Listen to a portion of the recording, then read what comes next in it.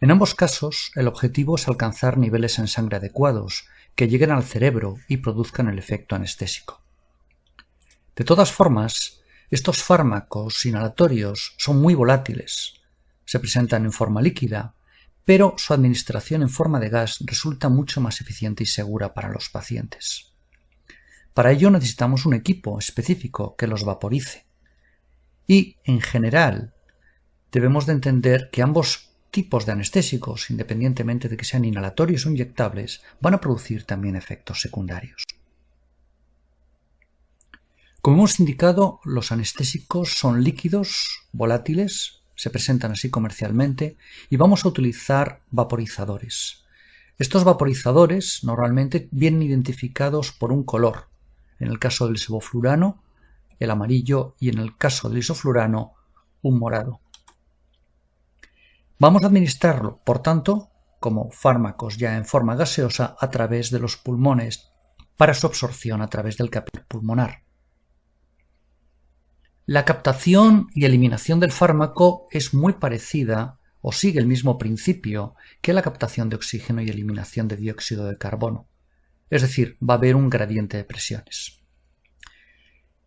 Vamos a utilizar, por un lado, presiones parciales para tratar de entender el grado de captación o eliminación de una sustancia. Pero normalmente en el ámbito anestésico vamos a hablar de porcentaje con respecto al total de gas inhalado. Es decir, la absorción de un anestésico dependerá de la concentración en porcentaje que tenga en el gas que el paciente va a inhalar. Este gradiente de presiones va a trasladarse del alveolo al capilar pulmonar, a su vez trasladado hasta el órgano diana al cerebro, donde a su vez también por gradiente de presiones va a ser captado por el tejido cerebral. El vaporizador es el que va a determinar el porcentaje que hay de anestésico en el gas inhalado y por lo tanto la concentración final que esperamos haya en el cerebro, es decir, la dosis. Las características físicas de los anestésicos inhalatorios son diferentes dependiendo del fármaco considerado, y un factor relevante es la presión de vapor que tienen, dado que tenemos que vaporizarlos. Así, por ejemplo, el isoflurano a 20 grados tiene aproximadamente una presión de vapor de unos 250, mientras que la presión de vapor del sevoflurano es de 160 milímetros de mercurio. El uso directo a estas concentraciones sería letal. Por lo tanto, vamos a tener que dosificar estos fármacos de forma muy precisa, dado que vamos a manejar concentraciones del orden del 1, 2, 3% máximo. La dosificación requiere de un vaporizador que no es más que un vaso donde depositamos líquido en la parte inferior que genera una alta concentración en la cámara de vaporización y en la cual nosotros introducimos un flujo de oxígeno o bien de oxígeno mezclado con aire que va a retirar una pequeña cantidad en la concentración que nosotros deseamos para el paciente. De esta forma, la concentración de isoflurano de un 33% aproximadamente dentro de la cámara de vaporización se va a convertir en un 1, un 2, un 3% a la salida de dicho vaporizador. El resto de gases, el oxígeno o el oxígeno combinado con aire, es decir, con nitrógeno, supondrán el resto de la concentración, que normalmente irá entre un 92 mínimo hasta un 100%, dependiendo de la concentración de anestésico que administremos a nuestros pacientes. Por lo tanto, insistimos que el vaporizador debe ser específico y de precisión. ¿Qué es lo que define el traslado o trasvase de los anestésicos inhalatorios entre el gas alveolar, la sangre y el cerebro?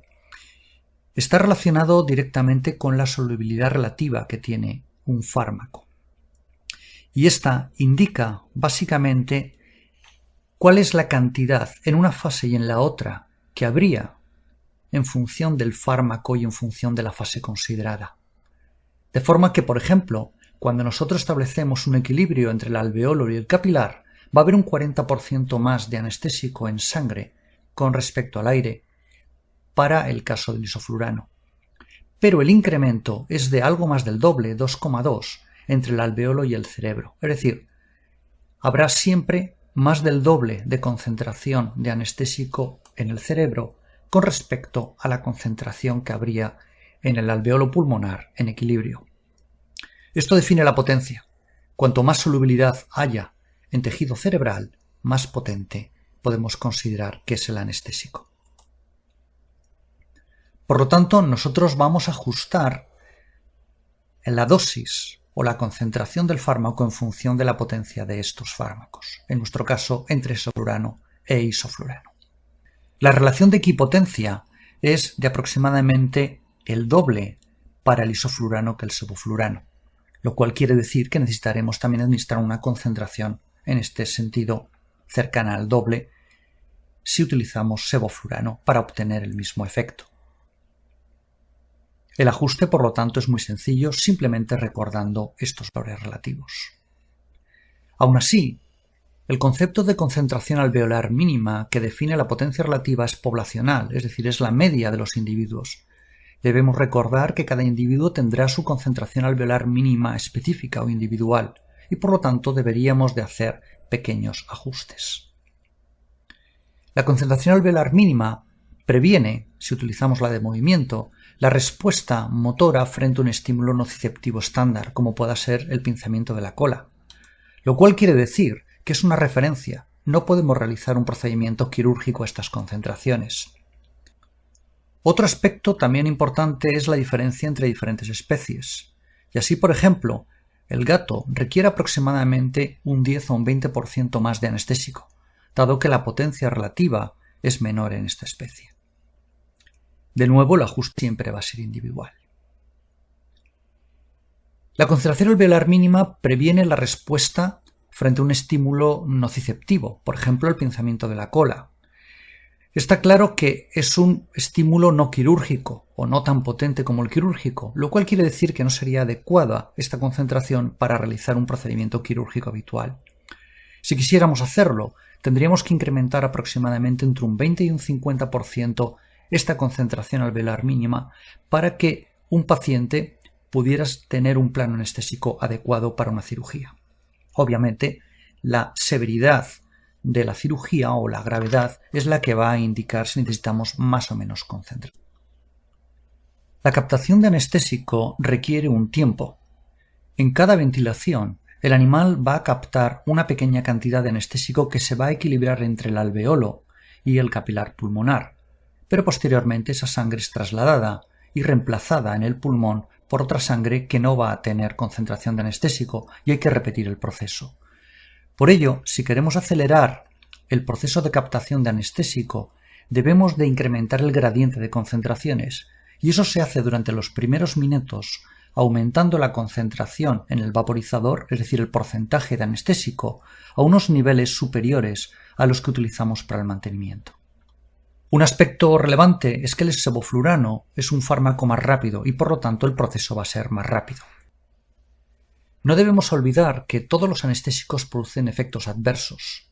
En el caso de los inhalatorios destacan los efectos depresores cardiovasculares, fundamentalmente a nivel cardíaco, depresión cardíaca y por otro lado vasodilatación que va a producir, por los dos casos, hipotensión. También se puede producir depresión respiratoria. Los efectos son dosis dependientes y por lo tanto si queremos reducirlos debemos de utilizar las menores dosis posibles. Para ello debemos de utilizar otros anestésicos y analgésicos que potencien el efecto. Este es el concepto denominado de anestesia equilibrada y es el tipo de anestesia que actualmente utilizamos en medicina tanto veterinaria como humana.